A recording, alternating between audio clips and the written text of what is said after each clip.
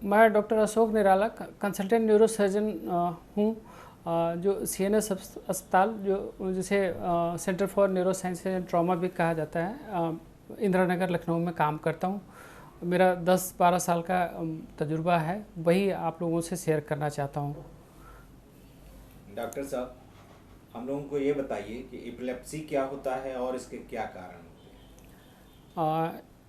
Epilepsy एक neurological disorder है जिसमें किसी भी आदमी को कभी भी सडन ऑनसेट अचानक वो किसी बॉडी के किसी पार्ट में एबनॉर्मल मूवमेंट होने लगता है जो अनकंट्रोल्ड होता है, और किसी भी पार्ट में हो सकता है, लेकिन देखा गया है कि लिम्स में ज़्यादा होते हैं। और उसके साथ कभी कभी पेशेंट जो है सारे शरीर में मूवमेंट होने लगता है और कभी कभी बेहोश भी हो जाता है।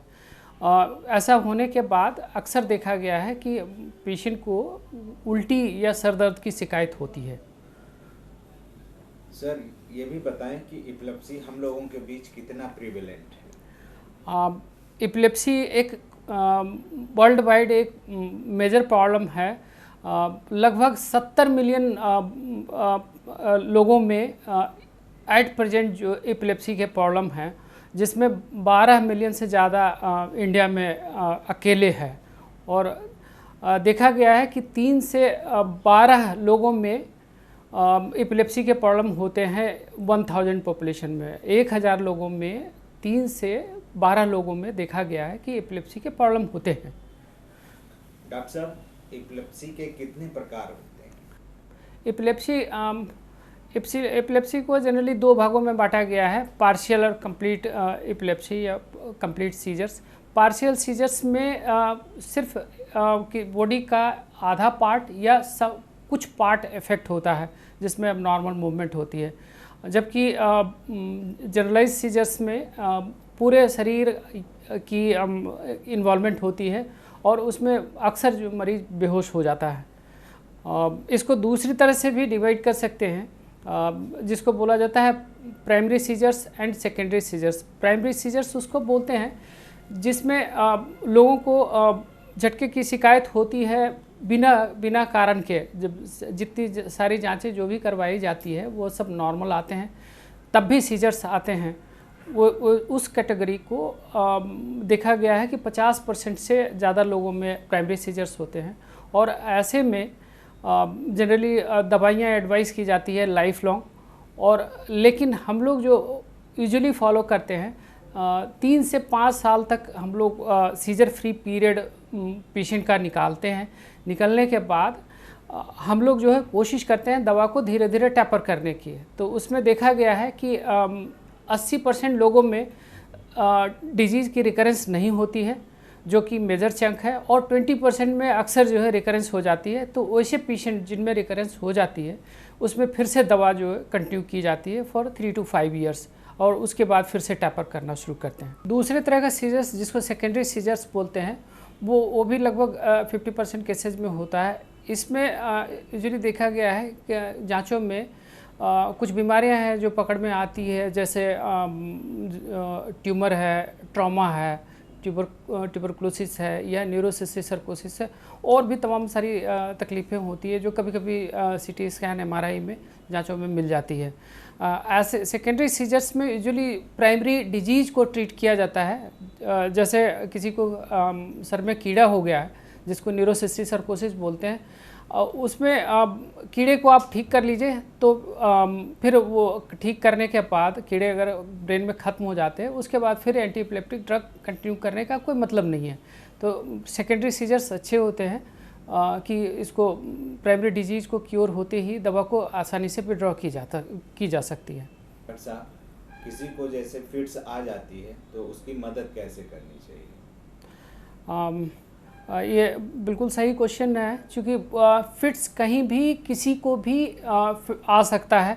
वो गाड़ी चला रहा हो तब आ सकता है, जब भीड़ भाड़ में कहीं जा रहा हो तब आ सकता है, या रोड पे चल रहा हो तब आ सकता है, या बाथरूम में नहा रहा हो तब आ सकता है। ये बहुत ही डेंजरस प्रॉब्लम है अगर सही तरीके से हैंडल नहीं की गई।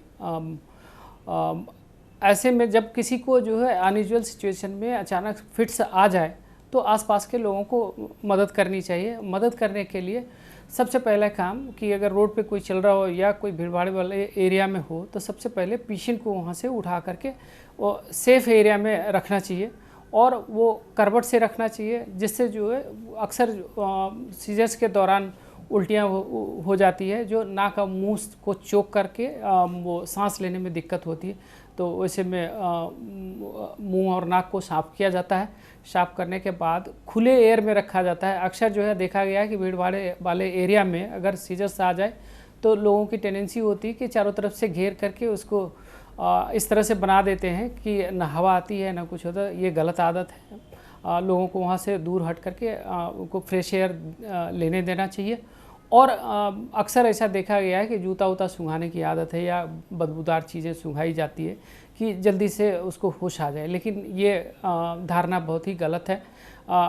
जूते सूंघाने या गंदी चीज़ें सूंघाने से, बदबूदार चीज़ें सूंघाने से किसी को होश में, सीजर्स वाले केसेस में किसी को होश नहीं आता, क्योंकि इसलिए जो है ये सब चीज़ें अवॉइड करनी चाहिए और इस तरह की प्रैक्टिस नहीं करनी चाहिए। और जैसे ही पेशेंट को होश आता है या वो अगर सीजर्स कंटिन्यू रहता है तो दूसरा सबसे मेजर काम है जो उसको नियरेस्ट किसी अच्छे अस्पताल में ले जा करके उसका इलाज करवाना चाहिए। डॉक्टर साहब, एपिलेप्सी में क्या करना चाहिए, क्या नहीं करना चाहिए? एपिलेप्सी एक ऐसी बीमारी है जिसमें बहुत सारे सोशल स्टिग्मा हैं और लोगों में तरह तरह की धारणाएं हैं, जिसको देखते हुए प्रॉपर इलाज करवाना चाहिए। जैसे ये एपिलेप्सी एक प्रिवेंटेबल एंड क्यूरेबल डिजीज़ है और ये कम्युनिकेबल बिल्कुल नहीं होता है कि एक पेशेंट से दूसरे पेशेंट को ट्रांसमिट नहीं होता है, जैसे वायरल डिजीज़ होते हैं उस तरह के कम्युनिकेशन नहीं होते। इसलिए जो है लोगों को एपिलेप्सी से डरना नहीं चाहिए, आसानी से हैंडल करना चाहिए। दूसरा ये किसी भी लोगों में धारणा है कि सोशल स्पिरिट की वजह से, सोशल इविल की वजह से इस तरह की चीज़ें होती है, जो कि गलत है।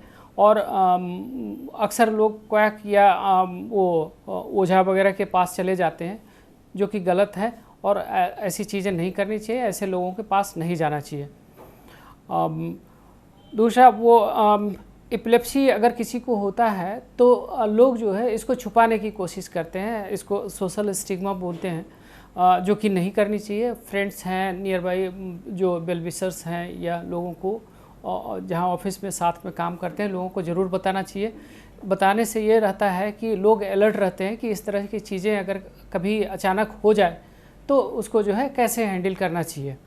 जिनको भी एपिलेप्सी आती है वो एक्सपर्ट डॉक्टर के कांटेक्ट में इमीडिएटली जाएं, जैसे न्यूरोफिजिशियन या न्यूरोसर्जन। वहाँ जा कर के अपना प्रॉपर चेकअप करवाएं, जैसे सीटी स्कैन, एमआरआई ब्रेन का या ईईजी करके सबसे पहले जो है ये इस्टेब्लिश करें कि जो प्रॉब्लम आई है सामने वो एक्चुअली सीजर्स ही है, एपिलेप्सी ही है या कुछ और है। अगर ये इस्टेब्लिश हो जाता है कि एपिलेप्सी ही है तो वैसे में डॉक्टर की एडवाइस से प्रॉपर एंटी एपिलेप्टिक ड्रग्स लेने चाहिए और वो तब तक लेने चाहिए जब तक कि डॉक्टर खुद मना ना कर दे, बिना ब्रेक किए हुए। दवा जैसे कहा जाता है कि खाना खाना भले एक बार भूल जाएं लेकिन दवा खाना ना भूलें। अगर ऐसा करते हैं तो एपिलेप्सी आप में रिपीट नहीं होगी। और बीच बीच में डॉक्टर को जो आपके फिजिशियन हैं, जो ट्रीटिंग डॉक्टर हैं, उनको रेगुलर विजिट में ज़रूर रहें। उससे दो फ़ायदे होते हैं, एक तो कि वेट के हिसाब से या रिक्वायरमेंट के हिसाब से उसका एंटी एपिलेप्टिक ड्रग का डोज रिवाइज होता रहता है, और दूसरा जो है एंटी एपिलेप्टिक ड्रग्स लेने का मोटिवेशन बना रहता है। इसलिए जो है रेगुलर चेकअप जरूर करवाना चाहिए, भले ही दवा वही रिपीट होता रहता हो। प्रॉपर ये रेगुलर चेकअप में ज़रूर रहना चाहिए। और इसीलिए इसी थीम को आगे बढ़ाते हुए बहुत सारी कंपनियां इसे जो है पर्पल डे के रूप में मनाती है एपिलेप्सी को। वर्ल्ड एपिलेप्सी डे जो 26 मार्च है, इसको पर्पल डे के रूप में मनाया जाता है, जो एपिलेप्सी अवेयरनेस प्रोग्राम के तहत है और इसके लोगों को जागरूक बनाने के लिए और सोशल स्टिग्मा को हटाने के लिए और प्रॉपर एंटी एपिलेप्टिक ड्रग्स ले करके ये प्रॉपर केयर की वो हम लोग कामना करते हैं और चाहते हैं कि एपिलेप्सी फ्री सोसाइटी हो जाए और लोग अच्छे रहें। Thank you.